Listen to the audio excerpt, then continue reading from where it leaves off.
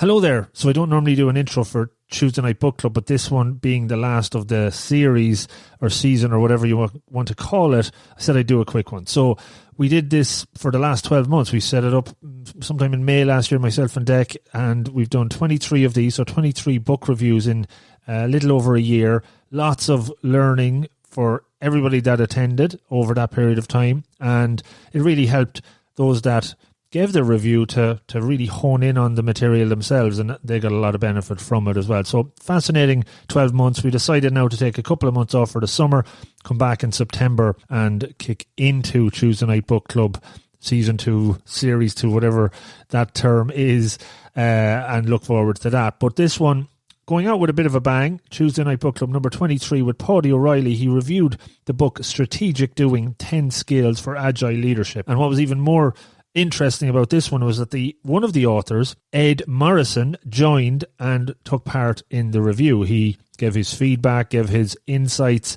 answered a number of questions that we had as well.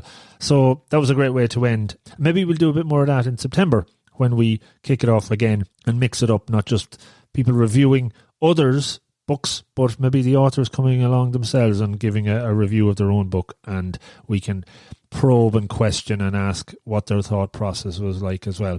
So if you have interest in doing a book review in September or onwards, get in touch. Be nice to have a few scheduled. We'll do it every 2 weeks again. Dates will come and you can sign up through Eventbrite and all of that stuff. So just check in with me if you have any ideas around that or interest, rob@robofthegreen.ie, and enjoy this one with Paidi O'Reilly on Strategic Doing. Take care and have a great summer. Good luck.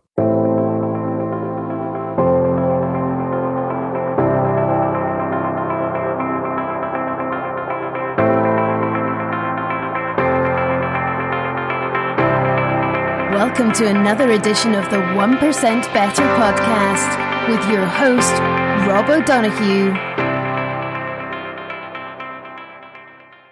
Thank you for taking an hour out on your Tuesday night at short notice to do this book review. It's number 23, the last one of the season that went on a lot longer than we thought it might do before we take a couple of months off before the summer break and then come back in September. Great way to go out, as I said, with a really interesting book that I'm looking forward to hearing your review on. And I guess we'll hopefully that's a good enough intro for you, Paidi, and you can take it on from here. Yeah, cool. Thanks, Rob, and great to be here, guys. I know I recognise a lot of the names. I recognise some of the faces. Also, it's great to have Ed on. It's a bit surreal in a way to be reviewing, as I say, a book, and next thing the author decides to pop in. But again, it's a testament to Ed, and I think his approach towards what this book is actually about, which is really about democratizing change and trying to get that word out there. So I'm actually very, very comfortable talking about this book, probably for a number of reasons, really. I think the book was probably published in 2019. I came across it maybe within that first year, I'd say, anyway, and straight away it really resonated with me, and I think it resonated for a few reasons. So as a book, I think it plays a very similar tune to the tune that I suppose I'd been playing for maybe a good decade, 2 decades before that. I'd been looking at change within organizations, and we'd found out really, because we're slow learners over time, that a lot of what was out there in, I suppose, in terms of how we should manage change in organizations just didn't work, full stop. I'm not even going to qualify that. I'm just going to say it just doesn't work. And we've been rooting around for a lot. We've been rooting around in practice, trying to adopt different approaches. We've been rooting around in research, trying to figure out what had research to say about it. We're rooting around in teaching as well. So we're teaching and mentoring different individuals and actually seeing how they were then getting on in terms of maybe applying some of the techniques we were talking about. So a lot of my work was sort of between practice, research and teaching. And then I came across this book. I think originally I came across it where I'd seen maybe posts on LinkedIn within a community of people that I was increasingly connected into, and I saw people talking about this thing called strategic doing and about this book, Strategic Doing. So I suppose before I go sort of further into maybe what the book is about, I just want to point out there are a number of authors there. I've come across Ed, who it's great that Ed joins us here. Scott Hutchinson, I've also come across. Liz Nielsen, I've come across. But there's also two other authors I wouldn't be as familiar with. There's Janice Fadden and there's Nancy Franklin. So I think it's just to recognise their input as well. So in terms of the book, and one of the reasons it resonated with me really was it was challenging the whole idea of the way we go about strategy, the way we go about change. And I think when I talk about the book, I talk about Ed. For me, the book and Ed are very much a similar, I suppose, entity. And I think for me, Ed is I'm not going to say the grandfather, the father, or whatever the correct term of strategic doing is. And when I first came across that book, as I said, it resonated because it was really challenging the way we do change. But when I came across Ed, then it actually went to a new level for me where Ed, again, wasn't just resting in his laurels. I suppose maybe looking at a methodology that he'd been applying for probably the previous 20 years, but actually trying to figure out why does this work.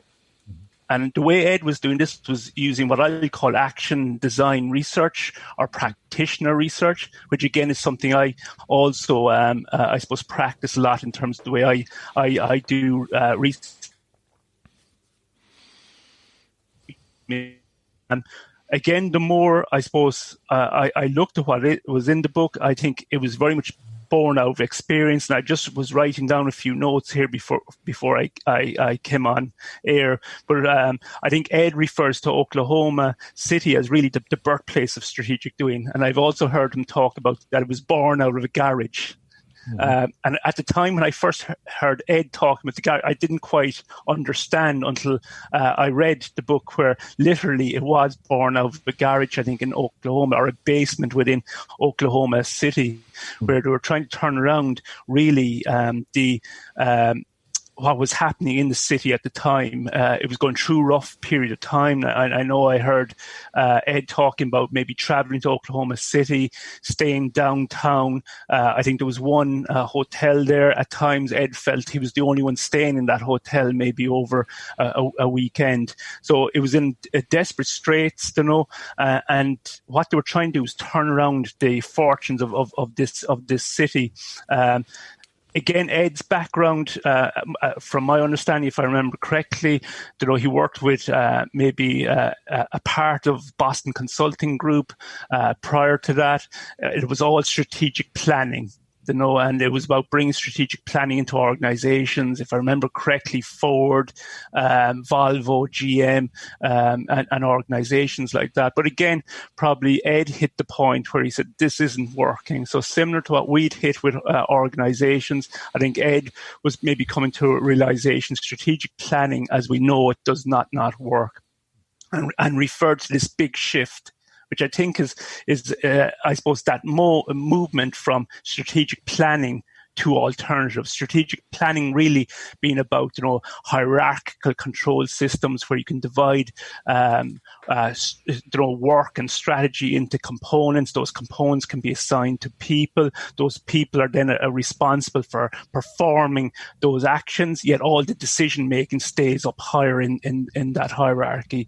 And again, I suppose that's that vertical form of decision making that we'd seen in organizations, which just doesn't work, especially in a world that's increasingly complex. We know with complex environments, you can't break complexity down into steps. You can't really assign elements to different people and then expect when it all comes together, you've addressed a complex problem. So really the challenge then, I think, that this book, Strategic Doing, really tried to fill was, what do you do? Okay, so if the old ways of working, the old ways of planning do not work, then what's the alternative? And the alternative really was born out of that experience, I think, in Oklahoma City, trying to find a way to turn around the fortunes of Oklahoma City, where you didn't necessarily have a command and control, I suppose, over the different stakeholders there. You couldn't just tell people what to do. You had to appeal to them. How do you get people to work together towards this higher purpose when you can't really dictate what they should be doing? And this is what we call a horizontal form of leadership. And for me, strategic doing is all about that horizontal form of leadership. And I wrote down some comments here that I picked up from the book, when I first read it. And I love some of these because I think it really captures the essence of what this book is about, what this methodology called strategic doing is about. It says it's an open source operating system for complex collaborations. So I think there's some really interesting elements to that. First is this idea of the open source. And I know I've heard Ed talk about, was it back in 1992, I think 1 year before he started in Oklahoma City, coming across, I think by chance, a physicist who was talking about, open source software developments and how those projects work. And also talking about the internet and really the early days of the rollout of the internet. And I think what's really inspiring, part of my past would have always been worked in software development and including open source, is these types of projects do not work the way we think of software development projects in lots of organizations. So again, the way traditionally we used to do software development projects in an organization was what we call waterfall, again, top-down, vertical form of control. Yet these open source software development projects, which are groups of people that come together, not necessarily for any commercial value, to solve problems in this world using software. And what they do really is they share a purpose. It's that purpose pull them towards this initiative. Very often they give of their own free time to developing these solutions. And it's an incredibly, I'd say, ultra collaborative approach to solving problems. So it's really interesting that Ed reached back into that, open source and trying to learn from those open source. Now, also really interesting about open source is generally there's an ethos within the community. If you develop it using the community, then you give it that piece of software back to the community. It isn't controlled by any commercial entity for purely commercial reasons. It's actually developed by the community and given back to the community, and in fact given back to the public. And I know strategic doing isn't just inspired by open source and the way those projects are developed, but also inspired by the idea of giving strategic doing back to the community. And that's why I thanked Ed earlier for it's I think a real sign of the individual that his natural instinct is to try and get more and more people using the likes of strategic doing, like we would if we're developing open source software. So I think that's a really interesting element to the whole sort of ethos behind open source software, but also strategic doing. The other I suppose quote I picked out was, to form action-oriented collaborations quickly. So this is the aim of strategic doing. So it's to form action-oriented collaborations quickly, moving towards measurable outcomes and through adjustments along the way. So again, I suppose one of the big issues we have with strategic planning is we tend to come up with these plans, and then at some stage where there's a big gap between our ability to execute and achieve those gaps, there's inertia and I suppose there's delays and there's erosion of trust, erosion of confidence, etc. On the other hand, what strategic doing is calling out about this idea of, I suppose, it being action-oriented. Rather than overthinking it, let's start acting now, let's start collaborating now so that we can sense the way forward together, we can build trust, we can build momentum together, and we can adjust as we move along. Okay, so again, very different to that strategic planning approach. And also, I suppose, it's based on the idea of networks, obviously. So why networks? We know with complex problems, the only way we can really tackle complex problems is through diversity, bringing different perspectives into the room, literally bringing the system into the room is what we say sometimes, and then working with those systems. So naturally, what we're doing is we've these loose connections across an ecosystem of partners, and we're asking ourselves, how can we get this ecosystem of partners moving early so that we can build momentum and build trust, and obviously with the desire to achieve a better outcome. So I suppose just to maybe focus a bit on the how bit of strategic doing then, and I think one of the big, I suppose when I first read it and I heard Ed, was one of the big things was the simplicity that people were, and including himself, were able to create around this idea of strategic doing. I always think it's a great sign when you have something very complex, but people can come up with a very easy or simple, I'm going to say simple way of communicating. It's not easy, okay, but it's communicated in a very simple way. And I think at the heart is, I suppose, emphasizing what is strategy and redefining what is strategy. And I know the book, and Ed gives a lot of credit to Cathy Eisenhart, in terms of what strategy is, and at its simplicity, at its core, it calls out that really there's two key questions. I think, if I remember correctly, when it comes to strategy, actually, I'm going to add this third one. I think we do need to have a sense where we are now, okay. But the other two then is, where do we want to go, and how are we going to get there? So two core questions: where do we want to go, and how are we going to get there? And I think if you then open those two questions up, you get a 2x2 matrix, if I remember it correctly, with further sort of questions that it can ask of us when we're trying to bring a group through each cell on that matrix. So generally, we start with the question, what could we do? Okay, and generally that's a fairly large set of things we could do. But then we narrow it down and say, well, what should we be doing here? Okay, so that narrows it down, and we've a way of maybe trying to get from everything we could do to what we should do. But I think a big step across the divide then into how are we going to get there, that second question really is, what will we do? Okay, so there's lots of things we could do, but what will we do?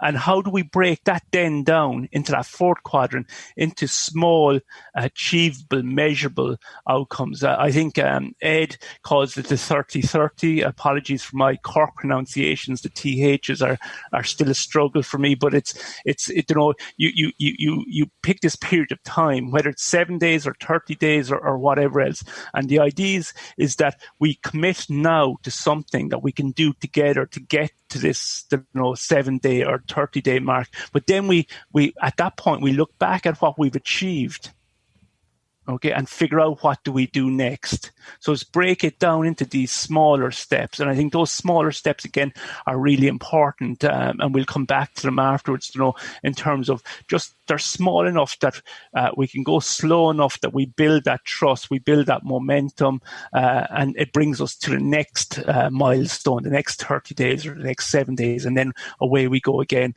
And I remember having a conversation with Ed at some stage, and I know I'd very much emphasize this idea of let's just do things together, and through doing things, we get used to one another. We also know, actually, interesting enough, one of the biggest ways of embracing diversity, definitely among kids, and we've seen that in the US, and there's a lot of studies, is by getting kids or adults just to do things together. And next thing, what they do, start embracing one another's diverse views, because together we can get these things done. Okay. Yes, if we're all standing around a room looking at all these people of maybe different colors or different languages or whatever, it can be fairly daunting for some of us. Yet the best way is just get people doing it. And I want to refer back to that conversation I had with Ed. We were joking that sometimes the most effective thing is just to get people to go out into the yard and start picking up rubbish together.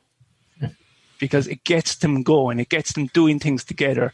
They've achieved something at the end of it. And it can be as simple as that, just getting the small steps, getting going on those, and then building. And that was a great conversation, and it was something that stuck with me, was that idea of just getting going. So I suppose just a summary of what I just spoke about, we've these two big questions, guys. Where do we want to go? How are we going to get there? That then opens up into four different, I'm going to call it elements. One is what could we do? Next is moving to what should we do? Then what will we do? And now how can we sort of divide that up into achievable chunks of work, the 30-30 or this 7-7. Now, ultimately, I suppose what the book is built around is then the 10 skills that will bring you on that journey through those four elements. I think, if I remember, it's called the strategic doing cycle. So what are the 10 skills? Now, I think definitely later, probably one of the last chapters in that book, if I remember correctly, is very, very clear that none of us individually will have all these skills. So this points back again at the importance of having different types of people coming together, the importance of diversity, the importance of working together to achieve this bigger aim. So these 10 skills, I think, they're fairly simple, but I think, again, the book, Ed makes a point, that doesn't mean they're easy. None of us will probably be very well equipped to do all of those on our own. In fact, I think I've also heard Liz, the other author, put up her hand and say, look, I'm good at some of these, but I'm definitely not good at those. And I think, in fact, I've heard Liz say, Ed is good at those few, but not those ones, So I think it's that recognition as well of what we're good at, what we can do, what we're maybe not as strong. So the 10 skills, I'm going to just go through them, and I've them written here. They're essentially the chapters in the book, and of course I'd recommend to anyone, this book is a nice, easy read, but it literally just marinates in your head. Okay, so it's one of these ones, it goes in easy, but it's only days and weeks later you realize you're using some of the language and some of the concepts in that book. And I know I've already said to Ed that I've taken some of that language, whether I realized I was doing it or not, into the way I explain the stuff we've been doing the last 10, 20 years. I use, for example, this concept of big easy nearly all the time now. Where did it come from? It came from this book. There's other concepts that are similar. So I think it's a really easy read, but it's one that will just soak into the way, I think, and into the language we use when we're talking about change. So the skills, and as I say, I have them written here, guys. By the way, any questions before I go into the individual skills? I'm more than happy, and it's even better with Ed here now. I can deflect any questions I can't answer to the man himself, but I also want to make sure we leave plenty of time for Ed to jump in afterwards, and for whoever's in the audience. So any questions before I list out those 10 skills? No, we're all good. Yeah. So in terms of the skills, and I'm going to maybe go through these quite quickly, maybe some a bit slower than others, but I suppose the first skill really is about, leaders being able to create that safe environment for really deep, focused conversations, and I think somewhere in that book is, well, if I'm not mistaken, it talks about, people naturally move or change in the direction of their conversations. So if you can have people having new conversations, they're far more likely to start to move towards whatever those conversations are talking about. Okay, so people naturally move in the direction of their conversations.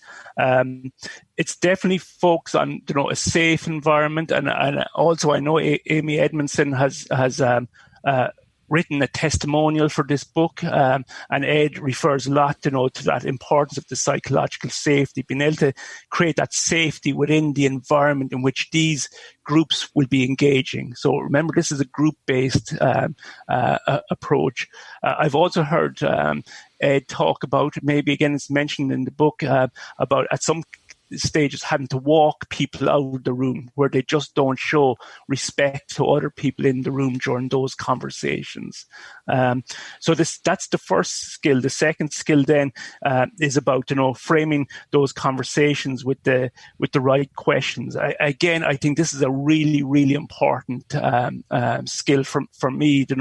I think there's a reference to a research called Selig, talking about the difference between asking someone, what's 5 plus 5, versus asking the question, what two numbers added together would give you 10?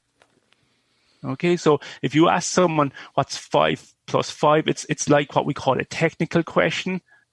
There's a very set way of answering that, and there's one right answer, and it's 10. Okay, so that's, I think, what the book refers to as a sort of technical question. There's a set way of answering it, and there's probably a right and wrong answer to it. On the other hand, if you ask someone what two numbers added together will give you 10, you've literally an infinite number of possible solutions. Okay, and this is more what we call like an adaptive question.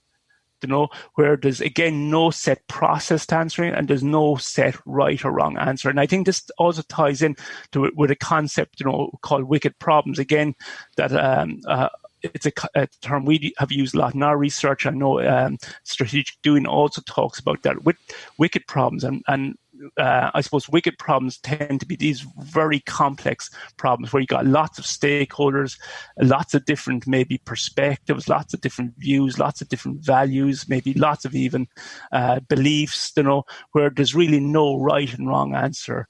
All we can really do is start to move towards an answer that's satisfactory, that it's good enough for all of us to be able to commit to it. So that idea of adaptive questions really are these types of questions where there's really no set way of answering them. There's no right and wrong answer. All we can really do is explore together to see where we want to get to in terms of answering those questions. Also, I think in that chapter it probably brings in the idea of the appreciative element. And I know, if I remember correctly, Ed would have come in contact with one of the giants behind appreciative inquiry is David Cooper-Ryder, in terms of the importance of appreciative approaches to our worldview. So what that really means, instead of sort of always seeing the negative, always seeing the problems, can we switch it and actually see the opportunities and creating room for growth, room for renewal, room for regeneration, where instead of talking about, maybe an example is, why is it that customers are so disgruntled with our customer service? You maybe turn it into an opportunity, and very often that's maybe using a why can't it be, or how might it be type questions, where we say, well, how might we build on some of our successes, in terms of customer inquiry to become the best respected and supplier that creates the best customer experience for our product. So you're turning it, instead of looking at the problems, into the opportunities. And I think that's probably also a very important element within that skill. So it's the power of the questions we ask, and those questions can really invigorate people, inspire people. The next skill then, guys, is about, again, also probably true of appreciative inquiry, is about starting with the assets we have, trying to recognize what are all the assets we can bring to bear on addressing maybe a bigger challenge. And again, those assets, there can be different types. So there's sort of physical assets, buildings or offices or maybe, I don't know, whatever else. But you can also have human assets, like, maybe the skills we have, the knowledge we have, the experience we have. We also then have maybe social assets, who we know and who they know. And then there's probably the financial or the capital ones. Then the fourth skill is about I suppose recognizing the skills that we have, and sometimes they're hidden assets. They're things that we don't recognize ourselves. It's only when we're engaged in a conversation we start to really figure out some of those assets and how we can link them together. And really, I suppose what we're trying to do then is what can we do with this asset base, and that brings in then the fifth skill, and this is this word, the big easy, then that I spoke about earlier. What are the projects, that would have a big impact, but are, from a pragmatic point of view, are ones that we can actually undertake and that we feel we can actually bring to a successful conclusion. So I think in the book, that's divided up into maybe a 2x2 matrix, where you look at, impact, big impact, lower impact. You look at then, difficulty and ease, and really what we're aiming for. What are the projects here, the initiatives here that we can undertake together using the assets we have, that we can create a large and noticeable impact, and that we feel it's achievable with the assets we have. And that's what we call a big easy. Next one then, I suppose, is about trying to measure your progress towards achieving those. And I know this is about a sense of what success looks like, and also what it feels like, and what it will look like, or how others will experience it. So we're trying to get a sense of what that success might look like, so we can then gauge, are we moving towards it? Are we moving further away from it? Okay, so we've spoke about the environment, getting a good environment together. We spoke about asking the right sort of questions of one another, and really challenging but inspiring and motivating questions. We then spoke about trying to figure out what assets we have. Here with the Big Easy, we're trying to figure out then what are those big impact, relatively easy projects that we can undertake. That then I think brings us to the seventh skill, and I love this idea, and it probably flies in the face of some of the language we use in Agile, where we say, it's all about speed. But really the seventh skill says, let's start slowly, in order to build speed, in order to move fast. So again, it's like we said earlier, if it takes something, let's go out and collect the rubbish in the yard. Let's start nice and slowly. Let's get used to each other. Let's start building those small steps, that momentum. And then the eighth one, again, I suppose it's interesting. It's talking about agile strategy, and I suppose shared leadership, where again it's about those. I love this term as well, micro commitments. What are the things each of us within this group feel we could commit to the next maybe period of time, where it's not a massive commitment, but it just gets us going. So these micro commitments. So we're not asking for big commitments from everyone, because again, that causes inertia, it causes fear, delay, the whole lot. But what are the small things we'll be willing to give towards this higher purpose? And then the ninth one is about that 30-30 idea. Okay, let's commit to doing something, but let's also commit to being back here, meeting in 7 days or 30 days, whatever it is, looking at what we've then achieved in that period, but also what we can achieve in the next period. And then number 10. So hopefully this hasn't been too quickly I suppose a race through them, is about that again, it's back to this idea of diversity, and back to what I said earlier. And I've heard, as I said, Ed and Liz sort of live this idea that all of us don't have, in fact, none of us have all these skills. So what we need to do is recognize the value of others and be willing to work with others, because together we're better, than we are individually. And I think for me, that's a mantra here again. It's about getting people together, getting them to do things together, where they start to recognize then there's an amplification effect, where they can get things done together that none of us could get done on our own. And I think for me, that is why the likes of Oklahoma City is the success story it turned out. And I know I've seen articles that were written later. So remember, I think Ed was working in Oklahoma City, 93 to about 2000, about 7 years, I think, Ed, but I've seen sort of newspaper articles talk about Oklahoma City could represent the future of America was one headline. I've seen another was, the comeback of the mid-sized American city, again, talking about the experiences in Oklahoma. So there's plenty of other examples in the book, anything from,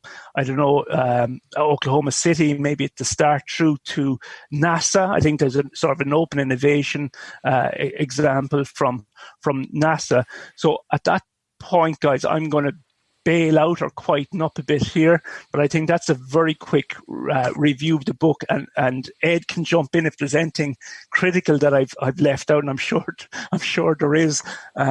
So I'll hand it over probably to Rob first. Great stuff. Yeah, fascinating stuff, and I have so many questions. I'm not going to monopolize the questions, but I'll ask one to get it started. And Ed, great to have you along again. I a lot of the work I do at the moment, I focus on leadership, culture, people, and diversity, equity, and inclusion. Research a lot of those spaces and talk to clients about that. And just on the last one, fascinated about the diversity angle that you've brought up a few times all the way through, and the need to have diverse groups, people from diverse backgrounds. And one of the areas I'm focused a lot on is equity, and from the perspective of giving opportunities to different individuals from different groups. How would you see equity fitting in to the overall framework, or one of the rules? Does it tie closely in with number 10, so that not only are you getting individuals from diverse backgrounds, but leveling the playing field so they have that opportunity to contribute? Is that anything that you thought about during it or popped up? Yeah, I'm going to hand over to Ed shortly, but I think actually that theme is in the book, and even back to that idea of Ed talking about within strategic doing, you have to be willing sometimes to walk someone out of the room when there isn't that natural respect for the voice of others, and allowing those voices to be heard regardless of whether they're a dominant group or they're perceived to be a dominant group, or maybe I suppose a minority voice. But I know I've heard Ed talk about it, so maybe I'll hand it over to Ed. Yeah, so the equity issue is usually addressed when we design a workshop or design a gathering, and it's really in that first rule, which is, how do you create that safe space where people feel open enough to contribute to this? And our experience has really been working probably 8 to 9 years in Flint, Michigan, which is it was the birthplace of General Motors. It collapsed. It's heavily African American community. It's been in the news because of a lot of issues around the water issue. Mm-hmm. But we were there primarily around questions of youth violence. And of course, you have these structures that exclude people. And so how can you create new conversations that are more inclusive and equitable? Mm-hmm. And it goes to the design of the workshop that starts with the first skill. Mm-hmm. But before too far down the road on this, but I would advise anybody on this call that if you write a book, actually ask Paidi to review it, because as I was sitting here, I thought to myself, boy, he's making me feel smarter than I am. so thank you, Paidi, for doing that. But I think one of the things that, going back to the issue of equity, one of the things we're seeing is that people are coming to us and using strategic doing. In the United States, of course, we have these really deep problems of racial injustice and racism, and the rise of white nationalism. And communities are coming to us and saying, how can we use the principles of strategic doing to design new conversations that turn away from these historic patterns? And so we're working with practitioners in Texas around white supremacy, and we're working obviously up in Flint and now increasingly with other communities to to design new conversations that address this whole question of equity. And it really does come down to how you design the conversation, how you guide it. Mm. No, very good. Yeah, really can see that. That makes sense. Yeah, other questions, guys? Anyone like to dive in? Mariana has to have a question. You're just on mute, Mariana. Thank you, guys. Yeah, usually not on mute. First, I will start with the feedback. So, Rob, thank you so much for getting Paidi to review the book, and Ed coming over is just an icing on the cake. I think I've been searching for the book that Ed has written with the co-authors for quite a while. And I'm just so happy that I found. I'm now mid through the book. I got it yesterday on Kindle, and I was just enjoying it till 1 a.m. yesterday. The book is exceptionally helpful in my career because I experiment with different examples, trying to answer this question. We need a plan. We need an exact plan. We can't start until we have this plan. And working on the complex projects, getting people to really understand that we just need to put one foot in front of another. Exactly the example you've given, Ed, in the book, that the person who's walking on the tightrope through the Niagara Fall, it's just about it. That is the simplicity of it. You really need to assess everything: the wind, the other weather conditions, so many different factors, and get yourself to cross that bridge, right? So the book is exceptionally helpful. It's so highly practical. I just, everything that I've read so far, and Paidi, you've done such a great work on reviewing it and summarizing it so well. So really thank you for helping me to now have a vocabulary and the words and examples to lead better, to help my teams to deliver the projects. I will stop now and let other members to ask the questions, and then I might jump in again. But thank you for now. I think you're spot on, Marianne, as well, though. And actually, that idea of not having the plan also can, for some people, we nearly feel naked without the plan, and we need to have the confidence of doing things in a new way. And I think that's definitely some of the work that we find very challenging with organizations is trying to get them to let go of the need for this 3-year plan or 1-year plan even, and say, okay, let's use these big easies, these Pathfinder projects, using Ed's language. We use different language as well, but let's get going and sense our way forward. And I don't know if and also actually I really like the idea, back to that idea, the language. I think the book gives us a new language for being able to talk about these things. So again, I don't know if Ed has a comment on that. Well, a couple of points. One is I think the startling realization for me was about halfway into this, about 10 years into it, and I realized that it's all about the conversations. And that it ends up being that conversation is the key technology of our innovation and our strategy. And when I got to that, I thought it can't be that simple, but it's also that complex. Our conversations, when you think about our conversations, they're wickedly complex as well. So that's one thing. But to be able to describe a process for guiding a conversation that's at first very divergent and then convergent, and be able to, in the course of, say, 2.5, 3 hours, generate a strategic action plan of things that people are actually going to do. I thought it was not going to be that hard to do that, because that's when I went to Purdue and I said, okay, well, it'll take me about 3 years to figure this out, how to this thing in my head. How do I teach this? Is really what I wanted to do. But the actual language was really hard to come up with language that didn't trip over our old concepts of strategy. So you don't see us talk about goals. You don't see us talk about tactics. You don't see us talking about any of those things that are sort of traditional. There's no SWOTs in any of this.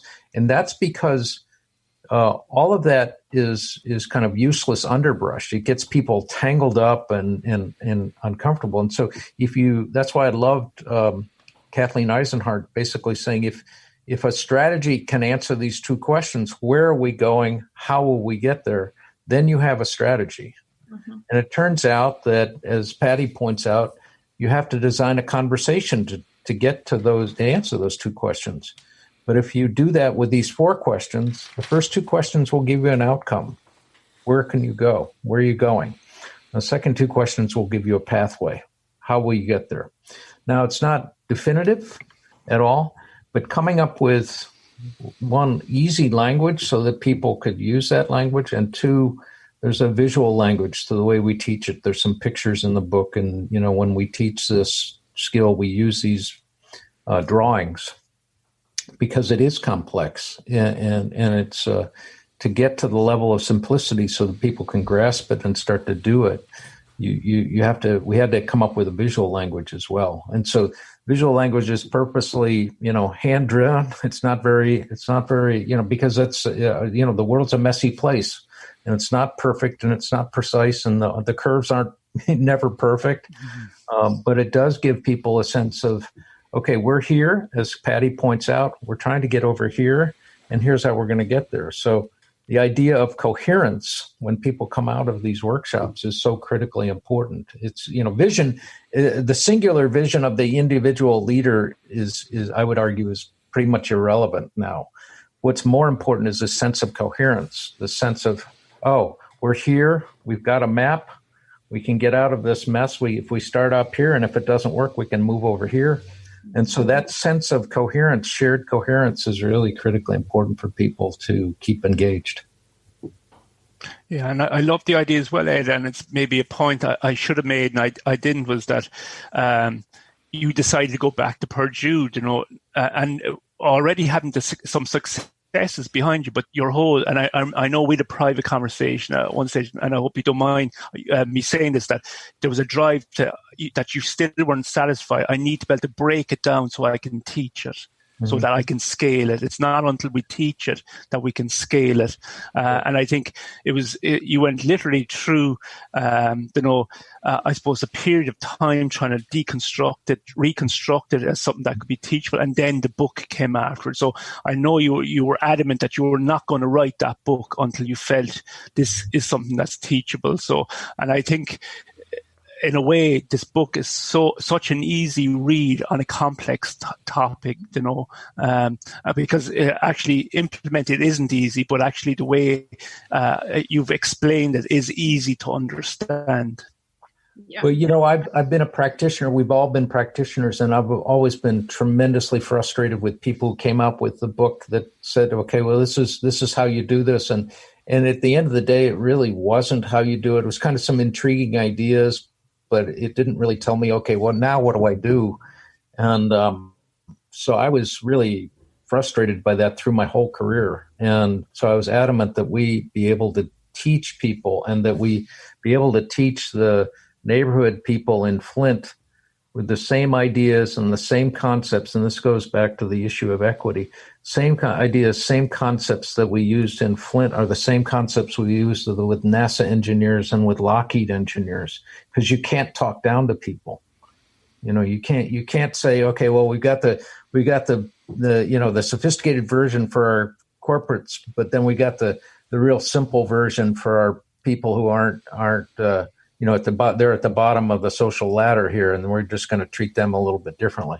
You don't do that. You can't do that. So it took a while, and it wasn't until, frankly, this was what happened. I was talking to a practitioner in Flint one day, and the next day I was talking to a Lockheed defense engineer, both of them dealing with really complex problems. One was dealing with reducing teenage homicides. Another was trying to come up with a plan to deploy condition-based maintenance across the Aegis destroyer fleet. And they were talking about strategic doing, and they were using Pathfinder projects, and they were using outcomes with measurable characteristics, and they were using the language. And then I said, okay, well, now we have this, and now we can write the book. That's when it was when I realized that we could teach this to all sorts of different people, and we didn't have to make any changes. And so that's when we decided to write the book. I didn't think it would take that long, but it did. It was an impressive apprenticeship, Ed. I learned a lot. Yeah, I learned a lot. And for sure, you're a young man. What else would you be doing? Yeah, exactly right. Well, Patty, the other thing, and I really appreciate this, was, again, my colleagues down in Australia asked me to do a PhD on this, which I didn't want to do at the beginning. But the point of that was to then come back and try to understand, okay, this is a practitioner model, but why does it work? What research is there to support why this works? And that's really what the dissertation was all about, was saying, okay, well, actually, there's a whole lot of reasons why this works. And each rule has, multiple streams of research underneath it to help explain why this works. So, Oh, and I've read it. It's a fantastic read. Sarah, did you want to say something? Yeah, I just wanted to thank you both. I really enjoyed, what you shared.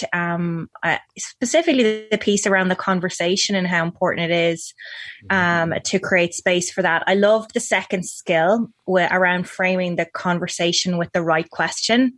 I think it's so common that we limit, and we don't even realize that we're limiting the conversation by the way we ask the question. So I just felt that was really, really powerful. In terms of learning more, how can we? I jumped on your website as you were talking, and I see there is accreditation, so there is a possibility for us to dig deeper and learn. Is that right? Yeah, and we would like to work with partners to share the curriculum that we have, and to work with them to get this. In a sense, this is when I say open source, it means that the IP, the core IP of strategic doing that I developed is now held by a nonprofit corporation, and they don't license this. They don't, if University College Cork wanted to license something, they couldn't. We don't license it, but what we do is share the curriculum of how we teach it. Mm-hmm. And we encourage then faculty at the University College Cork to say, okay, well, here are the basic principles, and here's how it would make sense for us to teach this. And then we work, for example, with them to do that. So now there are multiple ways you can do this online, and we're looking for more. The University of Oregon teaches it. The Ohio State is teaching it this week, actually. There are consultants who teach it now. And all of these folks have gone through the rather simple process that we have to go through, again, a peer review. Here are the concepts. Here's how they apply. This is why they work. And this is what we've learned works when you teach it. Mm-hmm. And what we try to stay away from is the people who think that it's because it's simple, it's easy. It's really not easy. It does take practice. But that's why we initially started talking with Patty about how might we work together to accelerate this in executive education, and we're bringing it into undergraduate schools. Now we're actually working with elementary and secondary schools. We're embedding strategic doing into a climate change initiative. There's a UK company that wants to embed strategic doing into their collaboration platform. Mm. So again, it's a set of skills is really what it is. It's a set of skills, and the best way to learn it is to practice these skills. Mm-hmm. And then, and maybe Ed, sorry, Ed, I always say never miss a good opportunity. Like maybe this is the start of a conversation about an Irish user group or an Irish group that would look at it, because I know we've been bringing it into maybe a postgraduate diploma. We've been doing UCC. A few students were using it for creating social change for the last roughly about 9 months, and we're going to be kicking off again. But I think you don't need to be on any program anywhere to use this, but if people are interested, then maybe this is an opportunity for getting people together and say, if we've got people here that are serious about it, then let's get some sort of a user group going, an Irish user group or something, Yeah. Well, there are other user groups that are starting to form, Paidi. So, for example, and again, these are kind of verticals off of an open source base, so you can think of it that way. But there's a woman at the National Institutes of Health. There's a senior executive in the Stats New Zealand, and there's people at the defense, what's called North American Aerospace Defense Command, which is the people who take care of missiles here. They all want to figure out, okay, well, how do I take these skills and start to move them into large government organizations to make our collaborations faster, increase the velocity and volume of our collaborations. And so this is there's a user group that focuses on rural economic development. And we've talked to John Morley and Kevin about the question of, what could Ireland teach us in the States about rural development? And so we're hoping to we have a whole group of practitioners who just focus on how do I deal with rural communities. We have people focus on community health issues, opioids and maternal mortality, infant mortality. These are very complex problems. And so we want to support any of that interest, because strategic doing is not done yet. It's not, it's never been done. It's never been finished. It's always constantly be evolving. And I said, we'll be successful when it disappears. When people just learn how to collaborate. They just, they learn how to guide their conversations toward collaboration. And we're somewhat distant from that goal. But my point is that, strategic doing will be tremendously successful when it disappears. People just do it this way. And that's what's happened actually up in Flint a little bit. The people up in Flint say that strategic doing has become a way of being for them. It's a way they do things together now. So and so it's kind of transparent to their process. And to me, that's okay. Now you've created this new culture of collaboration that unleashes human ingenuity on these really complex problems. Because that's really what we have to do. We have to increase the volume and velocity of our collective ingenuity, to work together. And in order to do that, we have to be pretty disciplined in how we talk to each other when we're doing that. I think we've a long way to go, really, Ed. Organizations are so dysfunctional, whether they're commercial organizations or even communities are dysfunctional, So, and I know you've grandkids, Ed, and I know you've aspirations that this sort of thing becomes, mainstream for their future, not just our futures, but the future of the generations behind us, that we learn how to collaborate with one another. We learn how to cross these divides, whether they're political divides or cultural divides or whatever divides, and really look at the bigger picture and share aspirations for where we want to go with this globe that we all live in.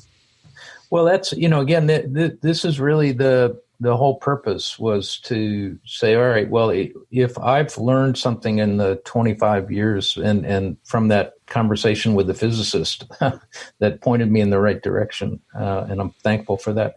If I've learned anything and I can distill it and then teach it to other people, then it's the next generations of leadership. It's the people on this call who need to take these things and apply them and, accelerate the development of our capacity to collaborate. Because none of the complex problems that humankind are going to face are going to be addressed by individuals, by organizations. It's going to be through collective action, collective ingenuity. And the good news is that we've kind of figured out how to do this, and it's it's a model that's cross-cultural. I mean, we teach it in Dutch now, and we teach it in German, and I'll be teaching it in Chinese. I won't be teaching it, but teaching it in Chinese soon. I mean, I'll be teaching, but they'll be translating. The country of Ecuador, the incoming Minister of Industry and Trade in Ecuador has been a practitioner for some time. So he's approached us and said, how do we distribute this across the entire country? So we're working with him right now. He's coming into office on May 24th. We worked with him right now to figure out, okay, well, how do we start to build a core team? How do we start to take it from Quito out into the countryside? It's possible to do these things in a much larger scale. Alberta Innovates, which is the province level group in Canada. We have a variety of different people with Alberta Innovates about 50 people who are doing this. The NORAD people just came to us this week and said, how do we teach 2,000 people to do this? Mm-hmm. So now we're talking to them about, all right, how do we scale to 2,000? Well, thankfully we can do that now. So I think it's possible for your generation of leaders to really think very aggressively about system change and transformation, but it will require just going slowly at first, not trying to do, and accept the paradox that grand transformations, like the transformation in Oklahoma City, is really just a compilation of small wins. That's all it is. It's just doing small steps every day, doing the doable, and but if you get an alignment of people doing the doable and they're aligned, then we all know that, 100 people taking one step it's a pretty big step. So it's that mindset of alignment, and it's kind of swarm innovation, or, kind of thing. It's very similar to the concepts that you're working with effectuation, which is, take the assets that we already have, link and leverage them in a different way, align them, and keep experimenting. Mm-hmm. And you'll find the daylight that starts to accelerate. And I think we've another event, and hopefully, Rob, it's all right to say this, but on Thursday week, I think we have an event about how can we bring the likes of strategic doing and that effectual innovation to make real differences in organizations, and actually that's something we'd share as well with strategic doing. We're saying you don't have to change the whole hierarchy or the whole fabric of the system. You can actually start this change from within, and I think Ed refers to it as a platform. We refer to it as something slightly different, but these are things you can start now. You don't have to ask the leadership of an organization to throw the baby out with the bathwater. We can create these small, contagious steps locally that can grow into bigger things as we build that trust momentum. And I know, Rob, you're trying to get in there as well. Yeah, no, Paidi, I definitely will post out a link to that, because I saw you posting that a couple of earlier on today as well. So no, I'm not going to hog. If anyone has any other questions, I know I'm conscious of everybody's time as well, and I really appreciate the extra, hour plus that you've given to this, Paidi and Ed. But any other questions before we bid the folks farewell? Good. Well, thank you all really for participating, and Paidi, thank you as always for your support and guidance. I appreciate it. It's fantastic. I just want to say as well, Ed, we were talking about how bad weather has been here in Cork today. We had thunder, showers, we had everything. Did I pick you up correctly, Ed, and you were saying you were going to the beach today?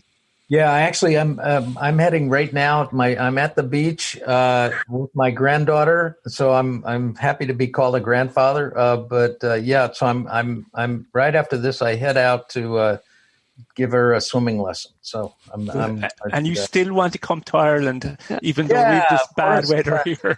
Of course I do. Yeah, no, that's a big issue on my bucket list. Yeah, absolutely, I do. So, yeah, hopefully we're getting closer to it now again, Ed, and we'll have you over here. Perfect. Brilliant. Thank you all. Brilliant. Rob, thank you very much. Yeah. No, thanks a million. Thank you. It was very, very good. Really good. Thanks. Really appreciate it. I'm heading off to a swim lesson. Go Enjoy it. Go for it, Ed. And Paidi, thanks a million. everyone. Yeah, thanks to Bye, everybody. everyone. And See you guys. Take care. We'll Bye talk bye. to you in Thanks, September. Paidi. Take care. Take care, guys. Bye. Bye-bye. Hey folks, thanks so much for listening to the show. If you enjoyed it, could you please consider helping me extend the reach of the podcast that a little bit further? You can do that in a number of ways. The number one way is to subscribe on your app of choice. This helps me with the chart ranking, leading to more folks stumbling across the podcast and checking it out. You could also repost it on your social media channels. Any of them would be great. And maybe even tell a friend in person or over the phone. Pick up the phone, give them a call and tell them about the 1% Better podcast. Tell them about this episode or one that you've heard in the past. Any will do. I would really appreciate it. In the last year, we set up a 1% Better Slack community, which you can join for free and interact with me and other members of the community and improve through holding each other accountable and sharing monthly challenges. It's a lot of fun. Check it out. I'm into season 4 of this incredible journey, and the more of these interviews and solo shows that I research, record and share, the better I believe that they get, and more loaded with actionable takeaways that you can learn from. I know I've learned so much from it so far, and it's always really, really fulfilling and rewarding when I hear from you on what you took from it. So do reach out, rob@robofthegreen.ie. And of everybody that listens, 90% listen and enjoy, but only around 10% actually take action, write down takeaways and put them into practice. I am convinced that if we can move that number a bit higher, the listeners will not only make steps forward towards their goals, but they will be more fulfilled and happy and better. Change doesn't happen overnight. It is hard, but it's all about taking the first step, whatever that is for you. You can absolutely do this. Make a plan, be deliberate, take action. Don't overreach. Start with those small incremental improvements, and over time you will see great progress. It's all in the pursuit of betterness. So again, thank you so much for listening. Good luck and stay safe.